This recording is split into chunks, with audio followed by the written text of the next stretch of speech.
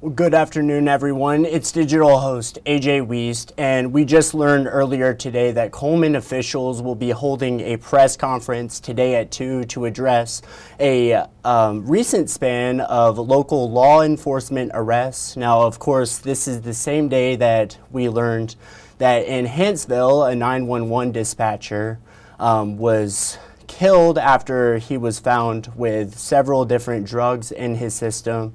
But without further ado, we are going to send you over to this press conference. We are not sure if officials will be addressing the Hanceville situation or it is a completely unrelated topic. But without further ado, we are going to send you guys there now.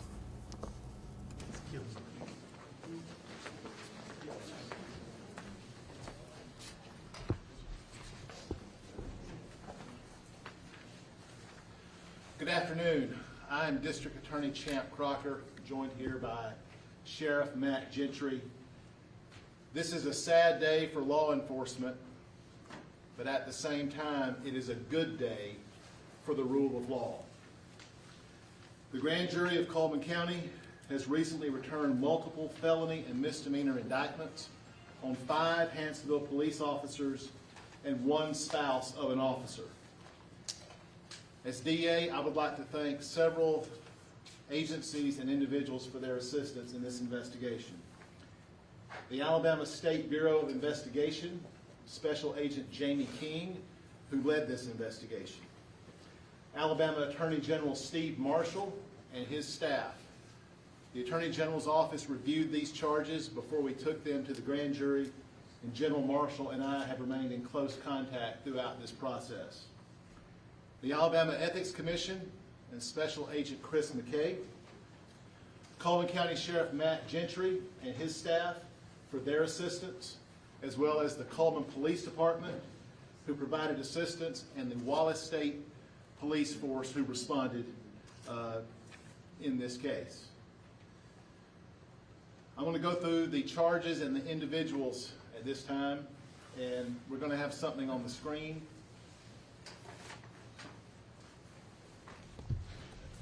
The Cody Allen Kelso, 2 counts of computer tampering, solicitation to commit a controlled substance crime, use of office for personal gain, and tampering with physical evidence.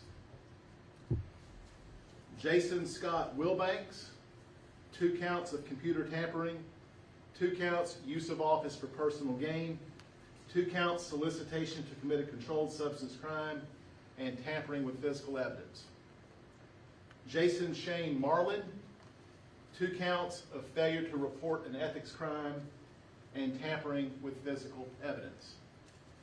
William Andrew Shelnut, tampering with physical evidence, 1 count.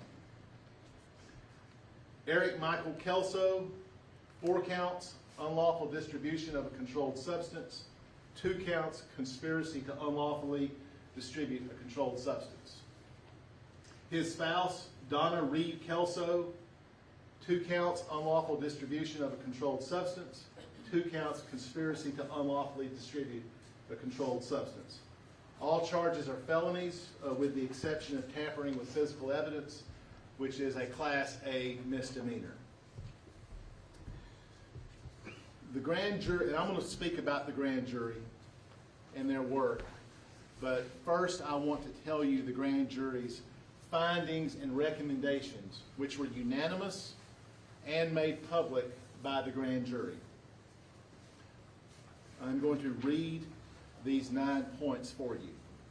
Number 1, that any current or former officer of Hanceville Police Department indicted be suspended from law enforcement by the Alabama Peace Officers Standards and Training Commission. Number 2, that the Hanceville Police Department be immediately abolished. Number 3, that another law enforcement agency, whether local or state, be tasked with protecting the citizens of Hanceville. Number 4, based upon the investigation by the State Bureau of Investigation, we, the grand jury, find that the Hanceville Police Department is a particular and ongoing threat to public safety. Number 5, that there is a rampant culture of corruption in the Hanceville Police Department, which has recently operated as more of a criminal enterprise than a law enforcement agency. Number 6, that the Hanceville Police Department has abused public trust by its failure of oversight, lack of leadership, and negligent training and hiring. Number 7, that the Hanceville Police Department has failed to account for, preserve, and maintain evidence, and in doing so has failed crime victims and the public at large. This evidence is unusable. Number 8, this grand jury toured the Hanceville jail on February 12, 2025. We, the grand jury, have zero confidence in the Hanceville Police Department's ability to maintain the jail or to meet basic health and safety needs of jail personnel or inmates. Number 9, that the death of former Hanceville dispatcher Chris Willingham is the direct result of Hanceville Police Department's negligence, lack of procedure, general incompetence, and disregard for human life. Signed by the foreman, February 14, 2025. I want to thank this grand jury. Only the grand jury knows all of the facts in this case.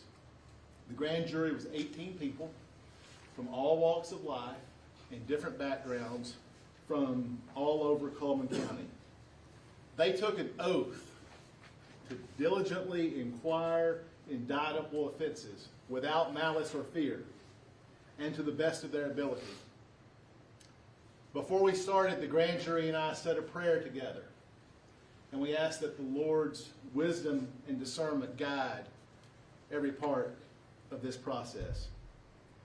They reviewed the evidence for days, and they weren't afraid to ask tough questions.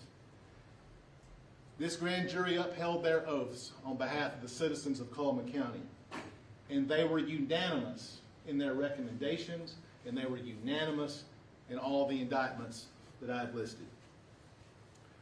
I want to talk about the evidence room, and we're going to have another slide for you. One of the most concerning things that we discovered in this process was that Hanceville Police Department's evidence room was not secure. Criminal evidence must be secured in order to have that evidence for prosecution and to ensure due process. This evidence room was anything but secure. This photo here is the outside wall to the evidence room, and you will see this hole in the evidence room. This picture was taken on August 23rd, 2024. You will also notice a broomstick in the corner that is green with a white handle on it. And in the next couple slides, you will see what that broomstick was used for in this hole. And I'm not going to name the individual picture here. This is someone who works there. And you can see this individual has this stick in his hand and is pushing it in the door, in the hole, to jimmy open the door.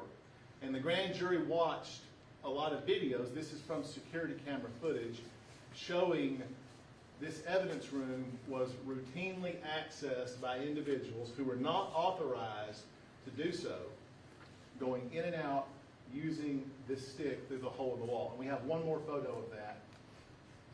This is from the same transaction here where this individual who had the stick is actually sticking his head and upper body into the hole, attempting to jimmy open the door, which was a quite common occurrence. That's our final slide for that. I want to say this for the citizens of Hanceville. The citizens of Hanceville deserve equal protection under the law. They deserve to have a safe community just like everyone else in this county. I have been in touch with Hanceville officials this week. Mayor Sawyer and the council have pledged their full cooperation throughout this process. This morning, Hanceville Municipal Judge Heath Maherd entered an order calling for an audit of the evidence room, and he is joining me in asking state officials to conduct that audit. With these indictments, these officers find themselves on the opposite end of the laws they were sworn to uphold. Wearing a badge is a privilege and an honor, and that most law enforcement officers take seriously. A badge is not a license to corrupt the administration of justice. And when law enforcement officers abuse their power, they do damage to the public's trust in law enforcement. Our law enforcement officers in this county put their lives on the line every day to protect the citizens.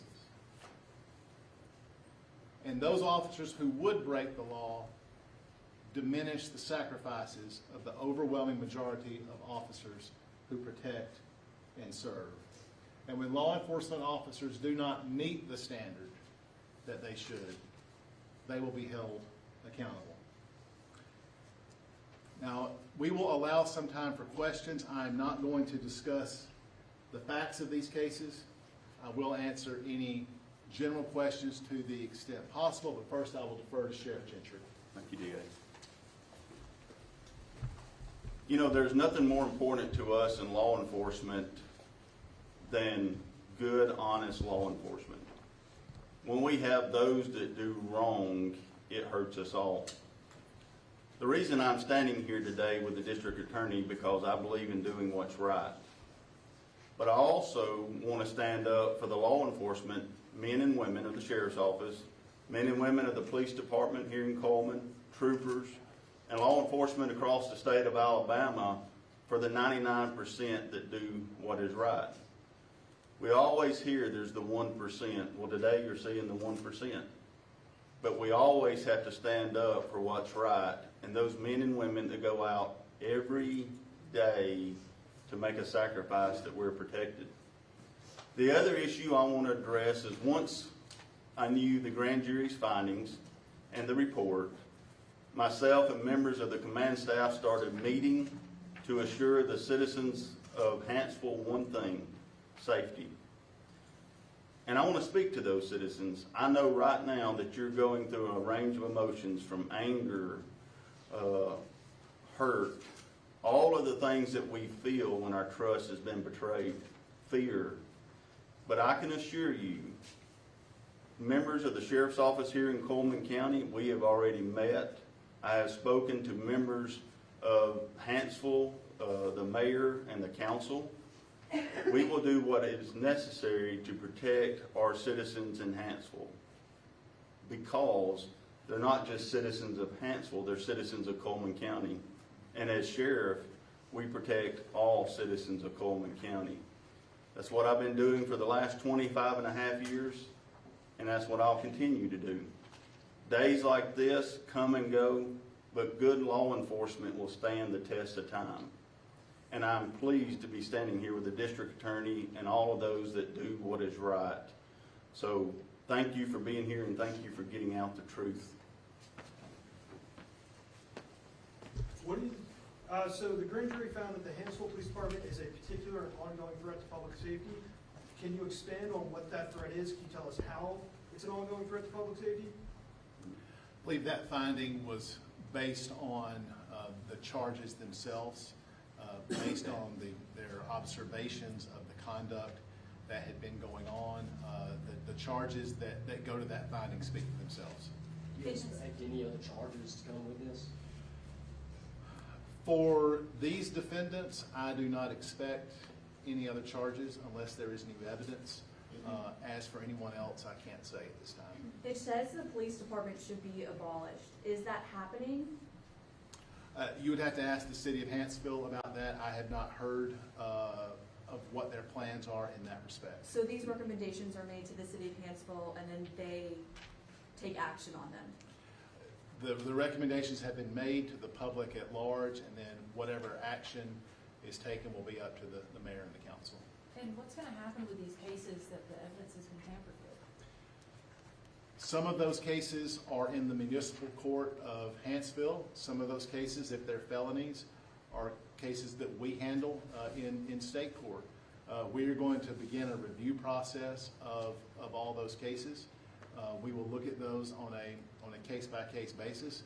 I am not optimistic about the ability to prosecute cases with tampered evidence. Do you know how many cases there are?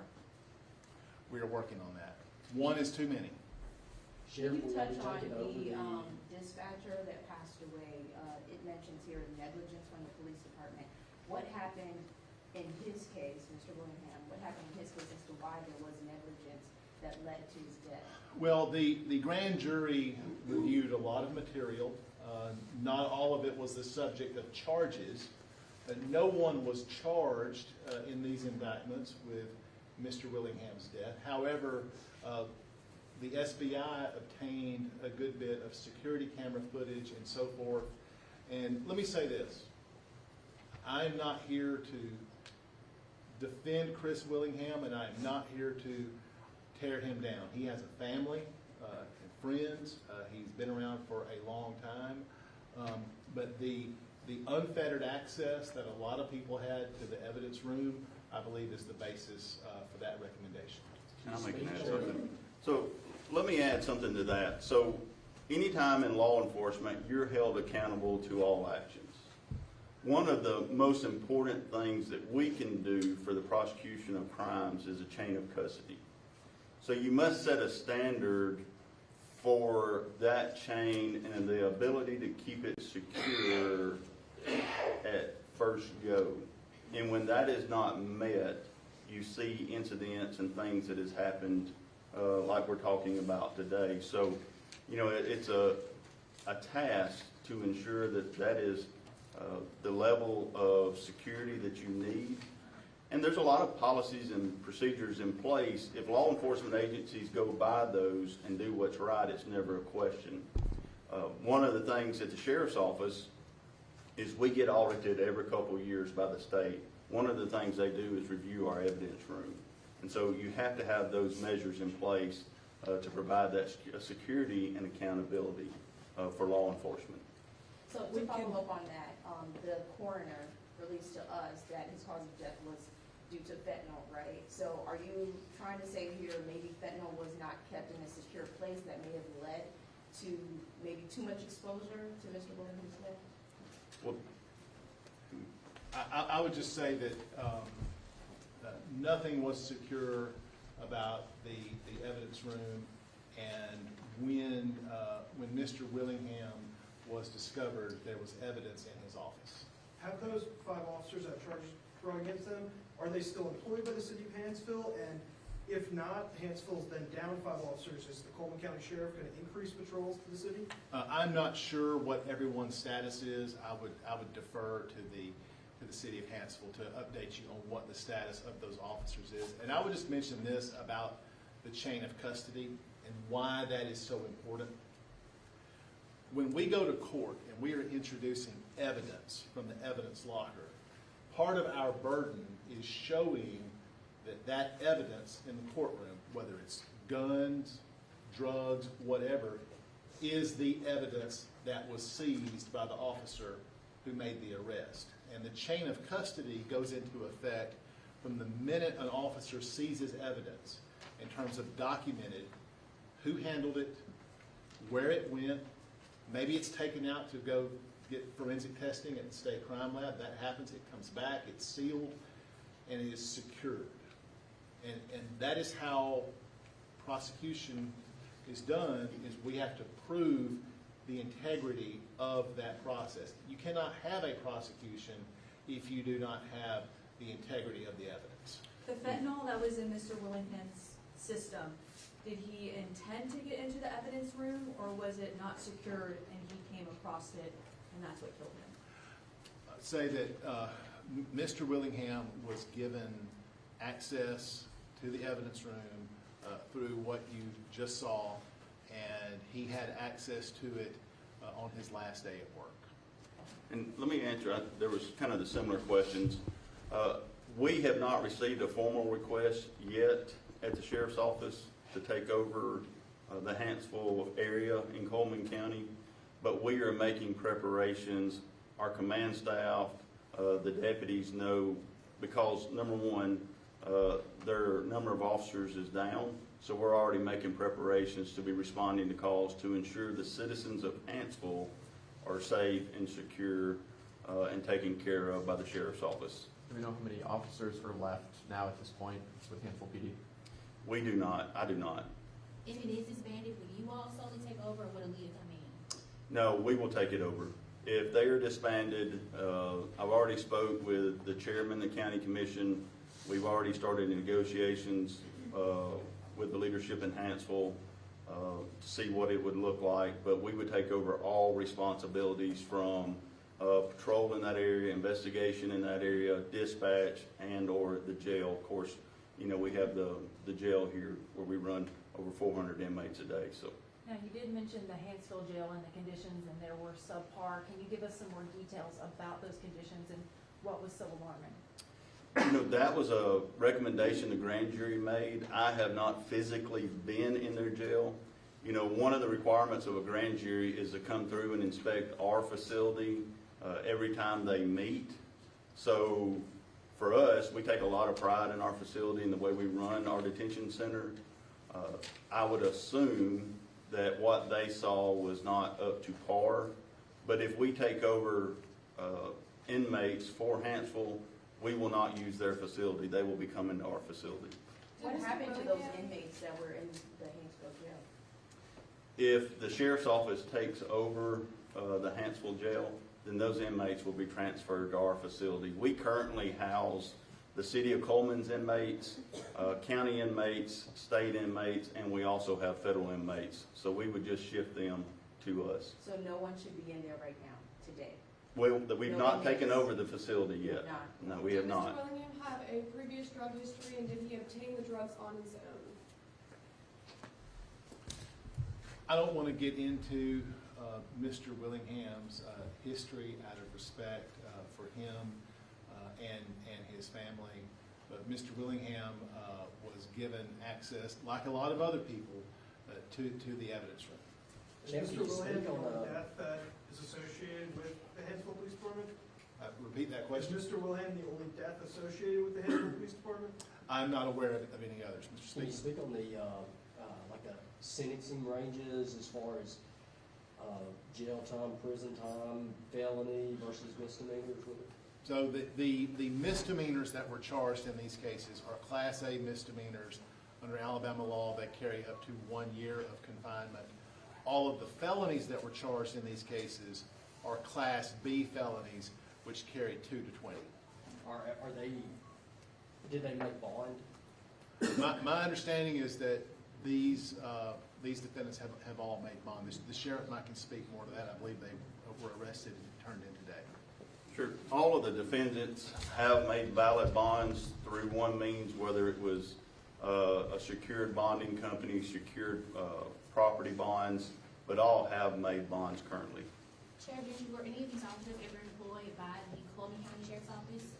Sure. So that's a great question, and it kind of answers itself. There were a couple that had been employed by us, but I will say this: if you come to work here and your values and standards and integrity does not meet ours, then you won't be employed here long. You'll either move on or you'll be terminated. And so with that question of they used to be, they no longer work here for the few that did. Were they terminated, the few did? A couple, correct. Can you give us some more information on how Miss Donna Kelso, the spouse, was involved in this? Was she allowed in the evidence room? Was she just tampering with evidence in general? No, so her husband, Eric Kelso, was a reserve officer at the city of Hanceville, but there is no evidence that she was ever in the evidence room, that she ever tampered with any evidence. She is not charged with that. The charges against her are based on other things. And I would say that the indictments have all been made public. They are on file at the Cullman County Courthouse in the clerk's office. And those indictments, we have to give defendants notice of what they're accused of doing.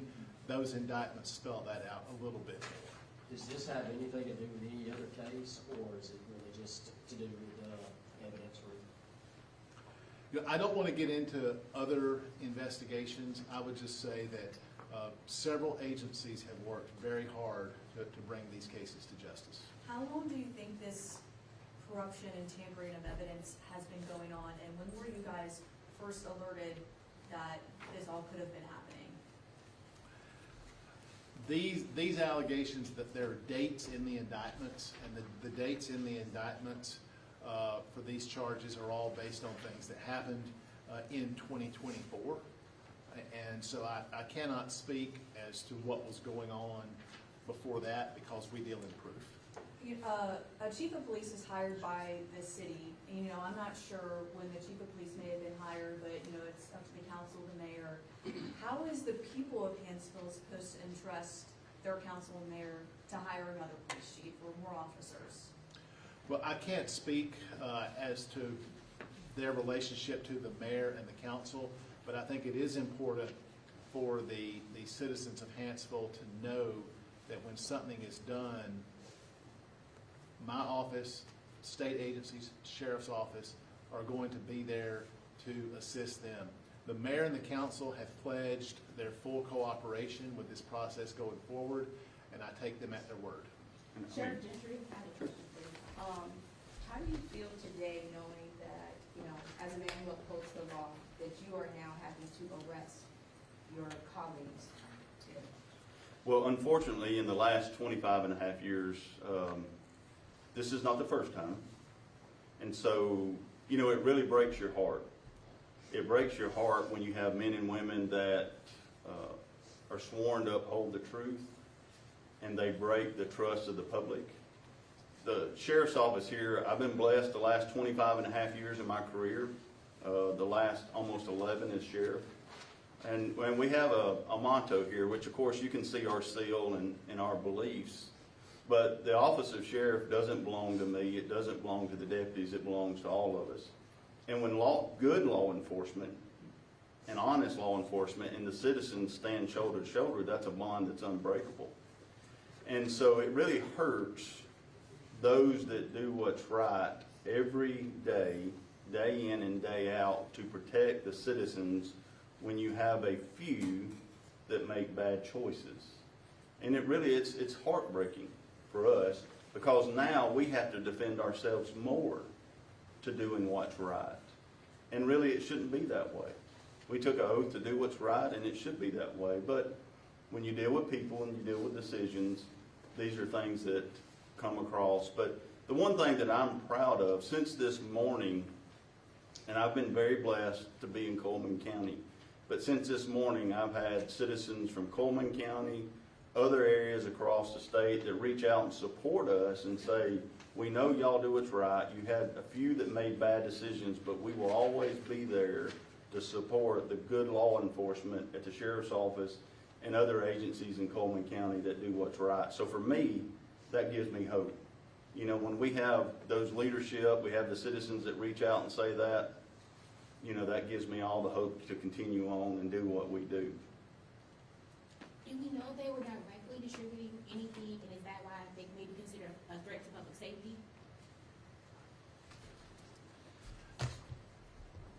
Repeat that question for me. Do we know if the people accused in this case were directly distributing anything, maybe from the evidence room, and is that why they're considered a threat to public safety? No, the distribution charges are not based on distribution of anything within the evidence room, although that was going on at the same time. The indictments you'll see the detail in those that the grand jury found that Mr. and Mrs. Eric and Donna Kelso are accused of distributing certain drugs to other individuals, including some of these other defendants. And I can help just clear up a little bit of that too. Sure, go ahead, sure. I think anytime you have men and women that are placed in leadership, anytime you do anything that is not honorable, it breaks the trust of the public. And I think you see that across the nation. I mean, we see it in national politics. We see it all the way down to the local levels of law enforcement, to even local levels of leadership. When you break that trust of honor, people don't trust and they fear it. And we are close to wrapping up, but sir, I believe you had a question. Yeah, Mayor Sawyer told us this morning that 3 officers turned themselves in. Can you confirm if they turned themselves in, or how were these officers arrested? All the defendants in these cases turned themselves in. And the Yes. tampering with evidence charges, was that to cover up the cause of death, to cover up where the drugs were coming from? Could you expand on, the motive behind tampering with evidence? Yes, the allegation in the indictments on all 4 evidence tampering charges is that those defendants mishandled or removed evidence from the evidence room. Thank you very much.